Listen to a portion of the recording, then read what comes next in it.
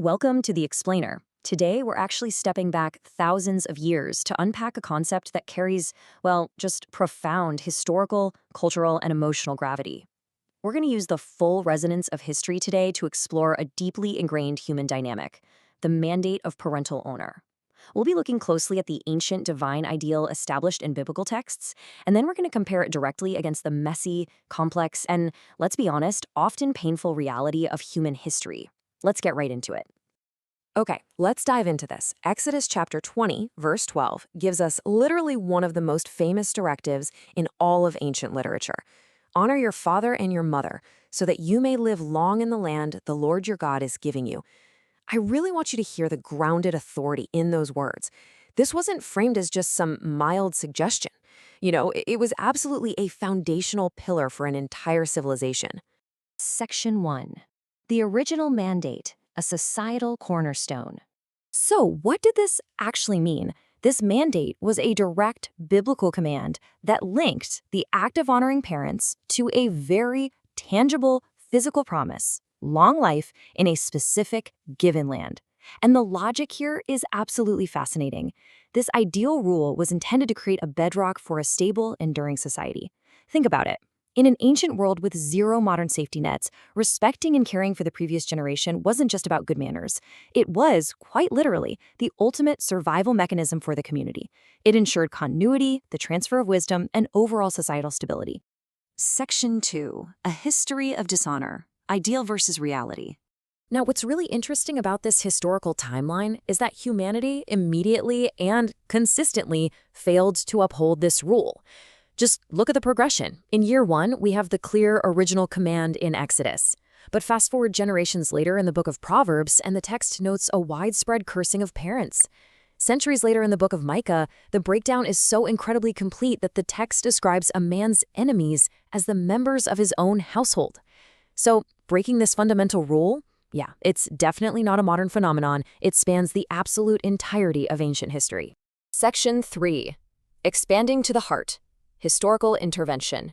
And this brilliantly illustrates a major historical intervention. In the book of Matthew, Jesus actually confronts how society had learned to completely bypass that original mandate. On one hand, you had the tradition, basically a massive loophole. People were taking financial resources meant for their aging parents and declaring them legally devoted to God, essentially a religious tax shelter. But that stood in stark contrast to the actual word of God, which was the original intent to use those resources to genuinely honor and care for their parents. Jesus pointed out that they were using their religious traditions to effectively nullify the word of God. They found a legal way to just avoid helping their family. Section 4. A persistent human struggle, the human condition. Now let the weight of this list, drawn from the letters of Romans and 2 Timothy, really sink in. Listen to the rhythm of the societal breakdown. The texts describe people becoming lovers of themselves, lovers of money, boastful, proud, and arrogant. They become abusive. They become slanderers, unholy, ungrateful, God-haters, insolent. And right there, interwoven into this catastrophic collapse of human morality and decency, is the phrase, disobedient to parents. It is literally listed right alongside the most severe cultural corruptions imaginable. So, the crucial point is the extreme severity with which these historical texts view this issue. 1 Timothy reveals that the law, that original mandate of honor, is actually made for lawbreakers, for rebels, and astonishingly, even for those who kill their fathers or mothers. The core of the explainer here is simple but profound. The law exists precisely because humanity fails so spectacularly at honoring it. The mandate was given because the natural human inclination, as documented by these ancient writers, so often bends toward destruction. Section 5. Navigating parental hurt today, the modern reality. We've analyzed ancient laws and sweeping societal judgments, but let's step into the lived reality of today. What if your parents caused you hurt? It's a question that carries immense emotional weight, doesn't it? The ancient ideal mandate of Exodus assumes an ideal parent, but the reality of our world is familial dysfunction. Many of you watching this explainer right now carry deep, profound wounds inflicted by the very people you were commanded to honor.